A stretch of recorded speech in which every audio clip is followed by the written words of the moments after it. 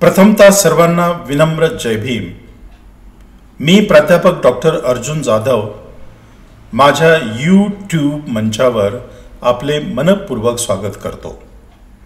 आजचा एपिसोड 14 मध्ये मी डॉक्टर बाबासाहेब आंबेडकर यांनी सार्वजनिकपणे केलेले मनुस्मृती दहन याविषयी बोलणार आहे। डॉक्टर बाबासाहेब आंबेडकर हे भारताच्या सामाजिक, राजकीय आणि बौद्धिक क्षेत्रातील एक महान क्रांतिकारक होते। त्यांनी सामाजिक विषमता, जातीभेद आणि अस्पृश्यतेविरुद्ध आयुष्यभर संघर्ष केला। या संघर्षाचा एक महत्त्वाचा टप्पा म्हणजे 25 डिसेंबर 1927 रोजी महाड येथे त्यांनी केलेले मनुस्मृती दहन। ही घटना केवळ एक प्रतिकात्मक कृती नव्हती, तर ती एका नवसमाजाच्या उभारणीची घोषणा होती। मनुस्मृती हा 1500 वर्षापूर्वीचा एक प्राचीन हिंदू धर्मग्रंथ आहे। या धर्मग्रंथात एकूण 12 अध्याय असून 2694 श्लोक आहेत।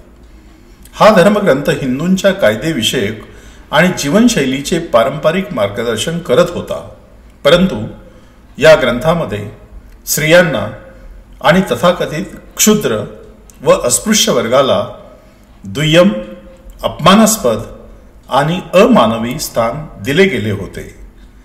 तथाकथित सवर्ण हिंदूंनी पूज्य मानलेला हा ग्रंथ अस्पृश्यांच्या दृष्टिकोनातून अत्यंत तिरस्कारास पात्र होता, कारण त्यात असे म्हटले होते की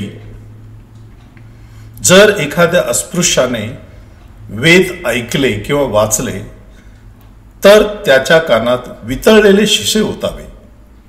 या ग्रंथाच्या प्रभावामुळे हजारो वर्षापासून शोषणाची, अन्यायाची आणि विषमतेची एक साखळी समाजात रूढ झाली होती।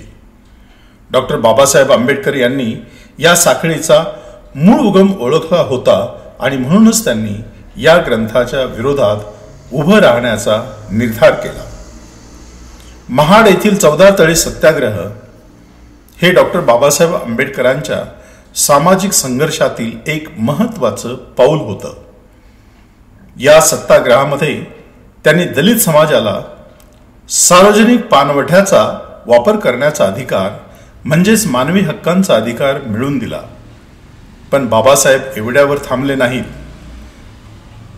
त्यांना समजलं होतं की केवळ पाणवठ्यावर हक्क मिळवला तरी खऱ्या अर्थाने माणूस म्हणून जगण्यासाठी, आपल्या स्वाभिमानासाठी त्यांना त्या विचारांची मुळच नष्ट करावी लागतील ज्या विचारांनी समाजात विषमता रुजवली होती।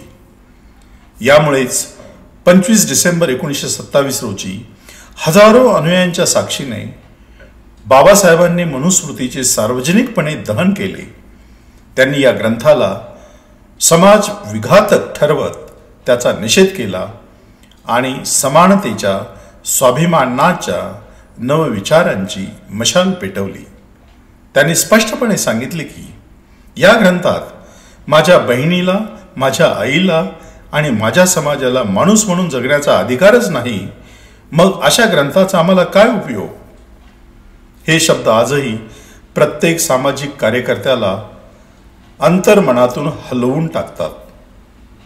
मनुस्मृती दहन ही केवळ एक ऐतिहासिक घटना नव्हती, ती एका नव्या मूल्यव्यवस्थेची सुरुवात होती।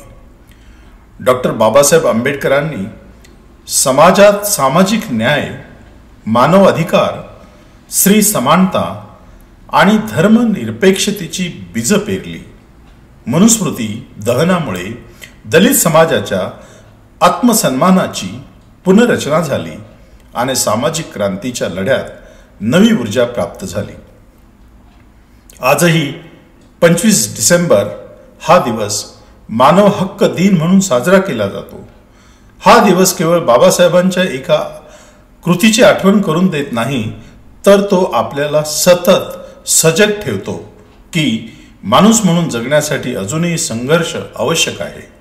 जात, धर्म व लिंग या आधारावर कोणावरही अन्याय होणार नाही यासाठी सजग समाजरचना निर्माण करण्याचे कार्य अजून पूर्ण झालेले नाही.